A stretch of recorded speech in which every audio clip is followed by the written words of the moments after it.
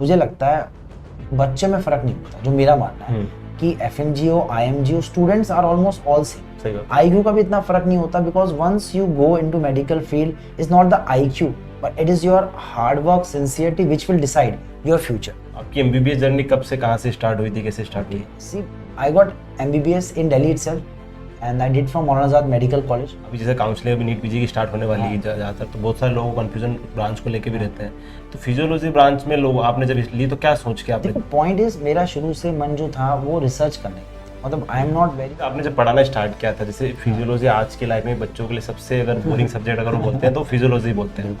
But जब हमने आपसे फिजियो फर्स्ट टाइम पढ़ी थी जब एफएमजी के टाइम, आपने जब पढ़ाना चालू किया था तब आपको भी कॉलेज टाइम में तो बोरिंग लगती होगी? देखो सब्जेक्ट है ही, फिजियोलॉजी क्या है ना, basically it's a physics of body. So the end message तो वही है, it's your hard work which will decide your future.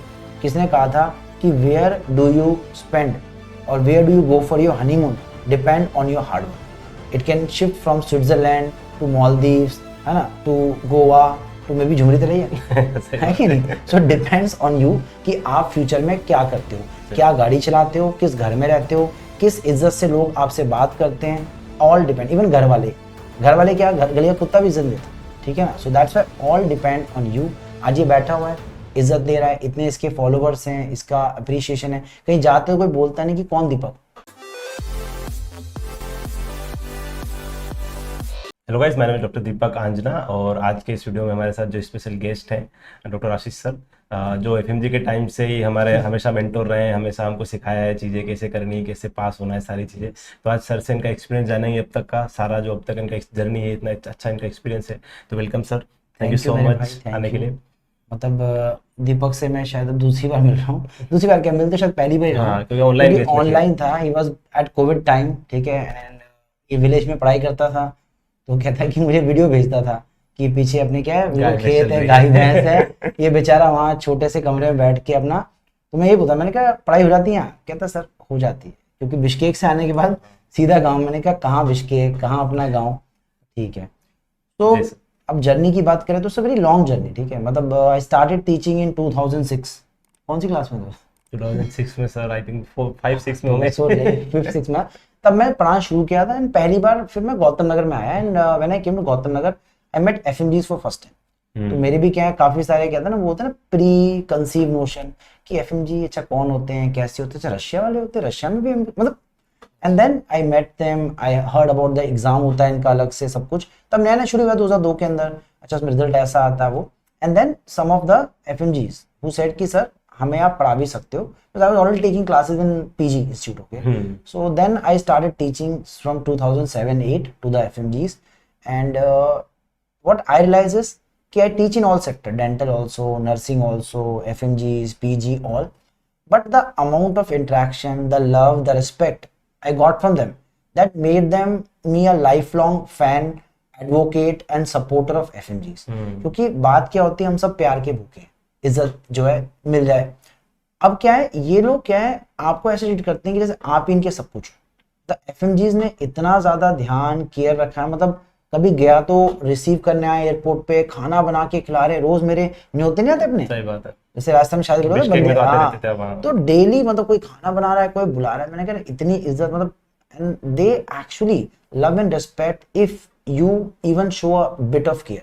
तो इस मामले में कहता हूँ एफएमजी से ऊपर कोई भी नहीं है, जितना प्यार जितनी केयर ये लोग कर सकते हैं। तो दैट्स व्हाई आई डिसाइडेड कि भाई कुछ भी हो जाए, इन बच्चों का साथ नहीं छोड़ना, इनको हमेशा सपोर्ट करना है, चाहे किसी भी लेवल तक जाना पड़े। मतलब I am willing to leave, sacrifice my faculty position. कई बार इंस्टीट्यूट से बाहर निकाल दिए गए क्योंकि मैं कुछ ज्यादा एक्स्ट्रा हेल्प करने लग जाऊंगा। So many places I have been checked out just because कि I was trying to help them. और अब ये जर्नी आगे चलती जा रही है, और अब तो क्या है, वी हैव मोर, कहते हैं ना, बेटर अपॉर्चुनिटी टू हेल्प। खुद का यूट्यूब चैनल है, प्लस टेलीग्राम ग्रुप है, प्लस इंस्टीट्यूट भी है। सो जहाँ भी जब भी कभी एफएमजीज को जरूरत पड़ी है, हमेशा रहे, चाहे उनको किसी भी लेवल पे है, चाहे पढ़ने के लिए हेल्प चाहिए हो, चाहे नोट्स चाहिए हो, कोई टेस्ट सीरीज चाहिए हो, क्वेश्चन चाहिए हो, या किसी तरह का सपोर्ट चाहिए हो। जैसे एनबी की तरफ से कभी कोई इशू आ रहे हैं डॉक्यूमेंटेशन के, एलिजिबिलिटी के, या एडमिट कार्ड के, विद हेल्थ रिजल्ट के, वी आर ऑलवेज देयर। चाहे एनएमसी की तरफ से कोई रूल्स रेगुलेशन हो, हमने कोशिश की है जितना हो सके एफएमडी शुड गेट जस्टिस। सही बात है। जैसे आपको ज़्यादातर लोग जो जानते हैं, मतलब इतने सालों से आपको लोग देख रहे हैं, एफएमजीज देख रहे हैं, आपकी एक पर्सनल जर्नी उनको लोगों को इतना ज़्यादा है आइडिया नहीं है, तो आपकी एमबीबीएस जर्नी कब से कहाँ से स्टार्ट हुई थी, कैसे स्टार्ट हुई? सी मेरा क्या है, दिल्ली से जना, born brought up fully in Delhi. So Delhi में थे तो क्या होता है ना, आपको सबसे पहले प्रायोरिटी होती है कि दिल्ली में मिल जाए कुछ ना, कि घर से। So I got MBBS in Delhi itself and I did from Maulana Azad medical college. तो वहाँ पे था, तो मैं तो हॉस्टल भी नहीं था वहाँ पे, मतलब हम लोगों को डे स्की बोलते थे, डे स्कॉलर। क्यों? क्योंकि हमारे घर दिल्ली में थे तो हमें हॉस्टल नहीं मिलता था। तो बाकी जो बाहर के स्टेट्स के थे वो हॉस्टल में रहते थे, हमें वो कहते थे हॉस्टलर वर्सेस डे स्की, वहाँ ये ग्रुपिज्म चलता था। तो हम लोग क्या है, जाएंगे घर शाम को, सुबह फिर आएंगे, जाएंगे सुबह आएंगे। और हमें को पकड़ लेते रैगिंग के लिए रास्ते में, वो हॉस्टल में रैगिंग कराते थे हमें। तो पहले हमें पकड़ेंगे वो बस स्टॉप पे सीनियर, वहाँ रैगिंग करेंगे, फिर हम जैसे जैसे घर पहुंचते थे उसके बाद में हॉस्टल जाके हॉस्टल वालों की रैगिंग करते थे। तो क्या हम कहते थे कि यार हमें तो मतलब छोड़ते पकड़ लेते हैं, वो कहते हैं भाई तुम्हें तो छोड़ देते हैं, हमें तो रात भर पेलते हैं लोग, रात भर हमसे पता नहीं क्या क्या नहीं कराते हॉस्टलों में, मतलब हम तुम्हें बता भी नहीं सकते क्या क्या होता है हॉस्टल में, तुम कभी आके देखो। तो इस तरह से जर्नी थी। फिर आफ्टर एमबीबीएस, ठीक है, I got MD and again from Delhi, ठीक है, that is from Lady Hardinge medical college. And MD के दौरान ही क्या है, आई स्टार्टेड टीचिंग 2006 के अंदर। तो पहले डेंटल में जाके पढ़ाई करता था, फिर पीजी वाले में आ गया, फिर एफएमडी से मिला तो मैं वहाँ पे आ गया। And I think since then I am teaching in almost all possible sector, but core sector will always remain FMD. Sir आपने जैसे एमबीबीएस आपकी खत्म हुई, फिर जैसे आपने स्टार्टिंग आपकी फिजियोलॉजी से करी एज ए एमडी, तो अभी जैसे काउंसलिंग अभी नीट पीजी की स्टार्ट होने वाली है ज़्यादातर, तो बहुत सारे लोगों को कंफ्यूजन ब्रांच को लेके भी रहते हैं। तो फिजियोलॉजी ब्रांच में लोग आपने जब ली तो क्या सोच के आपने? देखो पॉइंट इज, मेरा शुरू से मन जो था वो रिसर्च करने का था, मतलब I am not very good into, कहते ना क्लिनिकल प्रैक्टिस। क्योंकि मेरा ये था कि मैं एक पेशेंट को ट्रीट करूं दो, पर अल्टीमेटली मेरी सोच क्या है कि मैं ट्रीटमेंट तो वही लिख के दूंगा जो किताबों में लिखा हुआ है। तो थोड़ा मेरा ये था कि I am curious by nature, कि क्यों हो रहा है, कैसे हो रहा है, किस लिए हो रहा है। So that's why I wanted to go into research. अब रिसर्च करनी है, रिसर्च में जाना है, तो उसके लिए physiology is a very good subject, because ये पूरे कोर बेसिक्स पे। एंड मेरा प्लान ये था कि I will do the MD, then I will go to maybe United States somewhere, I will take a PhD there and go for research. But वही फिर आप लोगों से मिला तो मैं पूरी तरह से चेंज करके इस पाथवे में आ गया। But it's a very fulfilling branch, because एक तो क्या है, इसमें रिलैक्सेशन बहुत है। आप फैकल्टी बन जाते हो कॉलेज में, तो सैलरी अच्छी खासी, मतलब ज्यादा नहीं पर 1.5-2 लाख रुपए तो आपका वर्कलोड इतना भी कम, कुछ भी नहीं, सैटरडे संडे फ्री है, तो कई लोग प्रैक्टिस भी करते हैं, अपनी किताबें लिखते हैं, कोचिंग भी पढ़ाते हैं। तो अगर किसी को हैक्टिक लाइफ नहीं चाहिए, देखो अगर पेशेंट देखने हैं तो भाई फिर तो मत करो, पेशेंट इसमें नहीं है। पर अगर आपको क्या करना है, लोगों की हेल्प करना है, लोगों के इंटरेक्ट करना है कुछ है, तो फिर तो आप लोग कोई क्लिनिकल सब्जेक्ट और करो। पर आपको अगर रिसर्च अच्छी लगती है, पढ़ना एकेडमिक अच्छा लगता है, अपडेट रखना, then you can take a branch. Specially some people who prefer कि थोड़ी रिलैक्सिंग लाइफ हो, तो क्या लेते हैं फिर वो पैथो, माइक्रो, बिकॉज इसमें क्या है, आपका फिक्स जॉब है, इतने बजे जॉब खत्म हो जाएगी, घर जाएंगे, सैटरडे संडे ऑफ है। क्लिनिकल में कोई छुट्टी नहीं, 24 घंटे काम करना पड़ सकता है। 3 साल आपके पूरे जाते हैं वो चीज़ को, तो बिल्कुल। जैसे आपने जब पढ़ाना स्टार्ट किया था, जैसे फिजियोलॉजी आज के लाइफ में बच्चों के लिए सबसे अगर बोरिंग सब्जेक्ट अगर वो बोलते हैं तो फिजियोलॉजी बोलते हैं। बिल्कुल सही बात है। बट जब हमने आपसे फिजियो फर्स्ट टाइम पढ़ी थी, जब एफएमजी के टाइम पे, उस एफएमजी के टाइम पे पढ़ी थी, जो भी पढ़ी थी स्टार्टिंग, मतलब कि वो इंटरेस्टिंग वे में, तो आपने जब पढ़ाना चालू किया था तब आपको भी कॉलेज टाइम में तो बोरिंग लगती होगी? देखो सब्जेक्ट है ही बोरिंग। फिजियोलॉजी क्या है ना, basically it's a physics of body, ये मान लो। और फिजिक्स किसको अच्छी लगती है? फिजिक्स से पीछे छुड़ाने के लिए तो मेडिकल में आए थे, वहां फिर फिजिक्स चेप दी, सारी इक्वेशन ये वो। तो मैं क्या करता था, मुझे पता है कि इक्वेशन देख के बच्चा कहीं ना कहीं पे हो जाएगा, कहते ना इसका दिमाग खराब। तो मैं क्या करूंगा, इक्वेशन एंड में दूंगा, मैं पहले बता दूंगा भाई देखो कैसे होता है डिफ्यूजन, ये ज्यादा है तो इधर गया तो ये हो गया कंसंट्रेशन, फिर मोटी मेम्ब्रेन तो नहीं होगा तो ये उल्टा होगा, इनवर्स हो गया। तो इक्वेशन में एंड में दिखाऊंगा, वो भी हल्का सा, और उसकी जो थ्योरी है कि भाई कैसे होगा वो पहले समझा दूंगा। That make people understand, because physics क्या है, करने का सब्जेक्ट है। जिसने करी है तो उसको समझ में आती है, नहीं करी वो परेशान होता है। चलो always give example, make it easy. एक बार समझ आ गया, मैं ये इक्वेशन देख लो, ये पॉइजले-हैगन्स है, ये बर्नौली है। अब वो इक्वेशन उनको इतनी डरावनी नहीं लगती, and that is why they are mostly able to understand physics, physiology.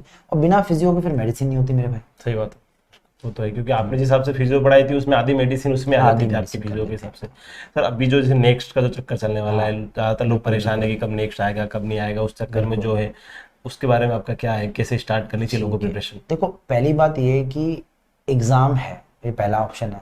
दूसरा, एग्जाम है तो क्वेश्चन भी होंगे। क्वेश्चन किससे होंगे? सिलेबस तो वही रहेगा। सिलेबस नहीं चेंज होने वाला, डायबिटीज तो डायबिटीज रहेगी, ये थोड़ा नेक्स्ट आ गया तो नेक्स्ट डायबिटीज रहेगी, है ना, या पेशेंट जो होगा वो भी नेक्स्ट पेशेंट हो जाएगा, everything will remain the same, the only thing that is going to change is maybe the pattern of exam, कि अभी क्या होता है कि एमसीक्यू होते हैं, सिंगल डे होता है, अब क्या होगा वो 3 दिन का कह रहे हैं, साथ में क्या होगा उसमें क्लिनिकल सब्जेक्ट होंगे, पर आपको अपने बेसिक स्ट्रॉन्ग करने, क्योंकि अल्टीमेटली आधी से ज्यादा मेडिसिन सिर्फ फिजियोपैथो फार्मा में हो जाती है, क्लिनिकल सिम्टम, डायग्नोसिस, इन्वेस्टिगेशन उसके लिए अलग देखना पड़ता है, पर ज्यादातर पैथोफिजियो हैं, फीचर्स हैं, they all explain by physiology. अब किसी को एडीएचई नहीं पता कहाँ एक्ट करता है, पी सेल क्या है, एक्वापोरिन क्या है, वो कहता है सीधा सर आप मुझे डायबिटीज इंसिपिडस उसके टाइप वगैरह बता दो। अब आपको पता ही नहीं है कि आप क्यों इसमें डेस्मोप्रेसिन दे रहे हो, क्यों आप उसके अंदर दोगे थायाजाइड, क्योंकि आपको थायाजाइड भी नहीं पता, तो फिर तो आप वही बात कर रहे हो कि पहले बेसमेंट नहीं बनाया, फर्स्ट फ्लोर नहीं बनाया, कहते सर सीधा मेरा 10th फ्लोर बना दो, कैसे बनेगा? So that's why I request all people not to be worried about the next. अगर आपके फाउंडेशन स्ट्रॉन्ग है, बेसिक सब्जेक्ट आपके क्लियर हैं, आपको पता है, then you are not going to have any problem, rather ये अच्छा ही होगा, क्योंकि अब एक लेवल प्लेइंग फील्ड होगी, आपको compete करने का भी मौका है, साथ में अपने बेसिक्स भी चेक करने, और जिसकी कहते हैं ना मेहनत अच्छी होगी वो पक्का पास हो जाएगा। अब आपको कहते हैं ना कोई एलिगेशन लगते हैं कि ये डिस्क्रिमिनेशन होता है, पेपर में नंबर कम आते हैं, ये अब तो एक ही पेपर है, अब क्या डिस्क्रिमिनेशन रहेगी? सही बात, मुझे भी कभी वो चीज अच्छी लगती है, कम से कम चलो बोलने के लिए कुछ रहेगा नहीं, और इंडिया वाले भी देंगे तो सबके साथ एक ही हालत होने वाली है, सबके लिए सेम ही हो जाएगा। जैसे स्टूडेंट तो अपनी प्रिपरेशन कर रहे हैं एग्जाम को लेके, ऑब्वियसली आपको अगर आप कोचिंग इतना चला रहे हैं स्टूडेंट, तो एज अ कोचिंग भी आपको हेड भी है आप कोचिंग के, तो आप भी आपकी क्या प्रिपरेशन रहती है नेक्स्ट को लेके, आप क्या सोचते हो? ऑब्वियसली आपको भी कुछ पैटर्न चेंज करना पड़ेगा। देखो बेसिकली ये कि हम ये देख रहे हैं कि एक तो एग्जाम होगा कब, क्योंकि उससे बड़ा फर्क पड़ता है, क्योंकि हमें फिर पता है कितने महीने हमारे पास पढ़ाने के लिए कितना टाइम, दूसरा कब इंप्लीमेंट होगा, तो इस बैच से अगले बैच से, तो उसके हिसाब से हम तैयारी कराएंगे, तीसरा exact pattern, exact question, exact subject, ताकि हम क्या करें उन सब्जेक्ट को और स्ट्रॉन्ग बनाएं, लेकिन पढ़ना तो वही 19 सब्जेक्ट पढ़ेंगे। सही बात। अगर कह रहे हो मेडिसिन आएगा सर उसके अंदर, ठीक है, और पहला दिन मेडिसिन का एग्जाम होगा, तो medicine is not complete without physiopatho. ऐसा नहीं सीधा मैं पेशेंट को बोलूं कि एमआई है, एमआई के अंदर हम क्या करेंगे, एसटी एलिवेशन, पहले एसटी तो पता हो, सही बात, एसीडी पता नहीं, लीड्स क्या है, तो इसलिए अल्टीमेटली पढ़ाना तो पहले फिर से बेसिक्स ही पड़ेगा। इनफैक्ट मेडिसिन भी आप लोते हो तो उसमें आधा तो आप टाइम यही पढ़ते रहते हो कि ये हार्मोन कहाँ से आया, किधर खराबी हो गई है, सो दैट इज व्हाई आप अभी से जो बच्चे first, second, third, fourth year में focus on basic subjects, make them strong and clinical will automatically be easy. कहते हैं ना जिसने प्रैक्टिस इतनी करी वो फाइनल मैच में तो सेंचुरी मारेगा। If you don't practice in the beginning, don't make your concept clear, then it will be difficult. So हमारा पूरा टारगेट ये होगा कि बच्चों के बेसिक स्ट्रॉन्ग कराएं। Once they are strong, clinical subject become a piece of cake. सही बात है। और सर एक छोटा सा पॉइंट में जानना चाह रहा था, जैसे आपका इतना साल एफएमजीज के साथ आपका एक्सपीरियंस रहा है, जो लोग ऑलरेडी अब जो बाहर पढ़ रहे हैं, आपके एक्सपीरियंस से एफएमजीज क्या ऐसी गलतियां करते हैं कॉलेज टाइम में या फिर या यहाँ के, जो उन लोगों को अब नहीं करनी चाहिए, जो अब ऑलरेडी कॉलेज में है, आपके एक्सपीरियंस के हिसाब से? पर देखो सबसे पहली बात ये जो मुझे लगता है बच्चे में फर्क नहीं होता, जो मेरा मानना है कि एफएमजीओ, आईएमजीओ students are almost all same. IQ का भी इतना फर्क नहीं होता, because once you go into medical field is not the IQ but it is your hard work, sincerity which will decide your future. अब यहाँ दिक्कत क्या आती है, most FMGs without any guidance and pressure get distracted. वहां गए, अब वहाँ टीचर भी इतना सीरियसली आपकी पढ़ाई को ले नहीं रहा, प्लस उनका भी क्या है कोई इंग्लिश लैंग्वेज में पढ़ाने का कोई मोटो है नहीं। सो सडनली अगर एकदम से प्रेशर कम हो जाए तो आपको भी पता फ्लो नहीं आता, बिना प्रेशर के तो सुसु भी नहीं आता है कि नहीं, बिना ब्लैडर में जब तक प्रेशर, तो वही बात है। So same way they lose that pressure from the teacher, from the academics, कि वो पढ़ें, एग्जाम पास करें। अब वो एग्जाम में गए एनाटॉमी के, वो कहते हैं अच्छा बोन का नाम बता दे, बोन बताया पास, अब बताओ उसे क्या पढ़िए, वो बोन के सारे पार्ट, उसमें नर्व सप्लाई, कौन सा आर्टरी कहाँ इंजर होगा, उसे मतलब ही नहीं। एंड दैट्स व्हाई आपके फाउंडेशन वीक होते हैं। जो 4-5 साल आपको अपने स्ट्रॉन्ग बनाने थे कंसेप्ट, आपने मिस कर दिया। अब फिर आप इंडिया में आकर शॉर्टकट ढूंढते हो। शॉर्टकट क्या है, कोचिंग वाले पढ़ा देंगे, फिर कोई किताब आ जाएगी या रैपिड रिवीजन कर लेंगे। दिक्कत यह है कि आप हर चीज को शॉर्टकट नहीं कर सकते। कुछ चीजें हो सकती हैं, जैसे मुझे भूख लगी, मैं बजाय बिरयानी के 2 मिनट की मैगी बना सकता हूँ, ठीक है, लेकिन आप क्या नहीं कर सकते, आप एक पेड़ को 2 दिन में नहीं उगा सकते। अगर 5 साल में उगता है तो 3 साल में शायद उगा ले, 2 साल में, कुछ पेड़ शायद 1 साल में उग जाते हो, पर एक दिन में तो यार कोई पेड़ नहीं उगता, सही है ना। तो दैट इज व्हाई आपको हार्डवर्क करना है और वो डिस्ट्रैक्शन से दूर रहना है। सबका मन करता, पर याद करना मीठा खाने के बाद खाते हैं, अगर पहले मीठा खा लिया तो खाना खाने का मन नहीं करता। So enjoyment is a part of life, but you should enjoy after you have done something significant, like you have done anatomy, pathology खत्म हो गया, मैंने पूरे वीडियो क्लासेस कर ली, अब आज मैं एंजॉय करूंगा, बाहर जाता हूँ, करो, किसने मना किया एंजॉय करने से। पर विदाउट डूइंग एनीथिंग, पूरे दिन आप कह रहे हो कि मैं घूमा फिरा, पबजी खेली, चलो अब मजे कर लें, वो फिर मजे की सजा बाद में मिलती है। और I think that is the biggest difference. यहाँ IMGs को पढ़वा देते हैं टीचर, एग्जाम इतनी टफ होती है कॉलेज की कि वो ऑटोमेटिकली पास ही नहीं करते। अब यहाँ पे वो एग्जाम आसान है, तो वही बात है, पहले आसान एग्जाम दिलवाए, फिर मुश्किल दोगे तो ऑटोमेटिकली वो दिक्कत होती और है। अगर क्या है, सारे एग्जाम टफ रहे तो आज का अगर आसान भी आ गया या टफ भी, तो कोई फर्क नहीं पड़ता।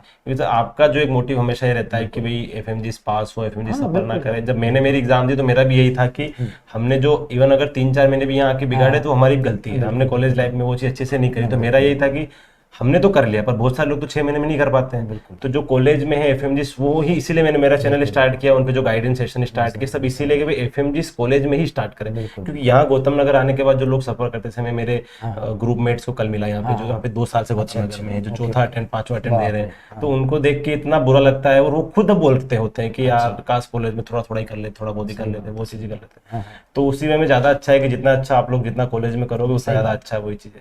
लास्ट में से कुछ आपको कहना चाहते हैं NLC के बारे में? NLC तो कुछ नहीं है, इंस्टीट्यूट है, it's by the FMGs for the FMGs, okay, clear, because it's run, मैं ठीक है, I am the mentor and head कह सकते हो, but it is run completely by FMGs। इसकी सारी मार्केटिंग, एडवर्टीजमेंट, शेड्यूलिंग, फिर इसमें revision, chanting, PYQ, in fact everything is done by FMGs। Reason, they need guidance.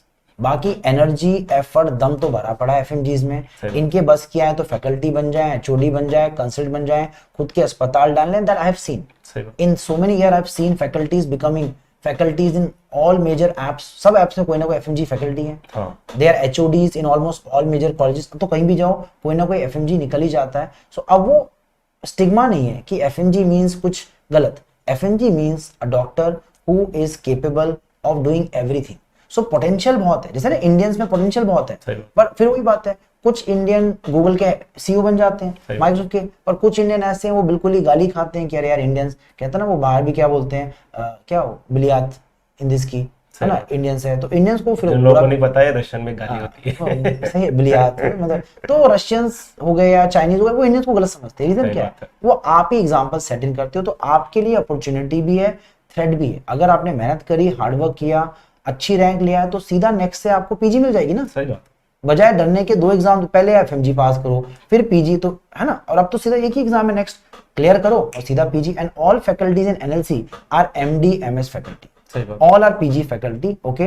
So that's why जो quality है that is not compromise, because आपको ही पता है at the end it's the MD MS PG level जिसको आपको qualify करना है एग्जाम के लिए, पेपर भी वही लोग बनाते हैं। So that is why we are having all basic faculty, plus time पे सिलेबस खत्म हो जाए आपका, ठीक है, उसके हिसाब से रिवीजन कर लो, चैंटिंग कर लो, क्वेश्चंस करना बहुत जरूरी है। Don't live doing the MCQ, जितने क्वेश्चन करोगे उतना आपके लिए फायदा है। सो द एंड मैसेज तो वही है, it's your hard work which will decide your future. किसने कहा था कि वेयर डू यू स्पेंड और where do you go for your honeymoon depend on your hard work. It can shift from Switzerland to Maldives, है ना, to Goa, to maybe Jhumri तले है कि नहीं। सो डिपेंड्स ऑन यू कि आप future में क्या करते हो, क्या गाड़ी चलाते हो, किस घर में रहते हो, किस इज्जत से लोग आपसे बात करते हैं, ऑल डिपेंड। इवन घर वाले क्या, घर गली का कुत्ता भी इज्जत देता, ठीक है ना। सो that's why all depend on you. आज ये बैठा हुआ है, इज्जत दे रहा है, इतने इसके फॉलोवर्स हैं, इसका अप्रिशिएशन है, कहीं जाते हुए कोई बोलता नहीं कि कौन दीपक, ठीक है, ही गो एंड पीपल इनवाइट कि हाँ यार आप आ जाओ इंटरव्यू। मैं भी गौतम नगर में होके आ रहा था, कल भी था मैं यहाँ पे, तो मुझे क्योंकि मेरे वीडियोस तो FMGs के रिलेटेड सारे वीडियोस हैं, तो ज्यादातर मेरी ऑडियंस यहीं पे है। मुझे कल भी 20-30 लोग मिल गए, आज भी मुझे 20-30 लोग मिल गए, तो वही चीज अच्छी लगती है कि हाँ चलो कुछ अच्छा करते हैं। लोगों के लिए करना देखो सबसे बड़ा काम क्या है कि अपनी सोसाइटी में और स्पेशली अपने सेक्टर के लोगों की हेल्प करना। अक्सर क्या होता है, लोग सेल्फिश होते हैं, वो क्या सोचते हैं मेरी तो हो गई, अब FMG भाड़ में जाए, मुझे क्या मतलब, ठीक है, मैं भी सोचूं मेरे लिए तो धंधा है, पैसा आ रहा है। पर point is money will not give you satisfaction which people will give you if you are genuinely working for them. ये बिना पैसों के लिए कर रहा है, मेरा भी ऑलमोस्ट विदाउट फाइनेंशियल एनी, कहते ना, इंसेंटिव काम किया है, ठीक है, इंस्टीट्यूट चल गया, अच्छी बात है, अदरवाइज नहीं भी होता तो मैं आपके साथ तब भी था। So that's why the motive is just to help each other. आप भी यही करो, सपोर्ट करो बाकी FMGs को, अच्छे डॉक्टर बनो, पेशेंट्स की केयर करो, और ऐसा हो जाए कि भाई ऐसे फेमस डॉक्टर बनो कि मतलब मजा आ जाए, कि बोले हाँ यार ये तो भाई बढ़िया डॉक्टर है, चाइना से पढ़ के आया था, जबरदस्त है, ऐसा हो जाए कि आपकी नहीं आपके पूरे एफएमजी सेक्टर की जय जयकार हो जाए। सही बात है, बिल्कुल। तो thank you so much sir join करने के लिए और हमारे साथ welcome पूरा भाई। एक्सपीरियंस शेयर करने के लिए। अगर आपको इस तरह के वीडियो और देखने हैं तो प्लीज चैनल को सब्सक्राइब करिए और इस वीडियो को अपने दोस्तों के साथ शेयर करिए। Thank you so much sir. Best luck. ठीक है।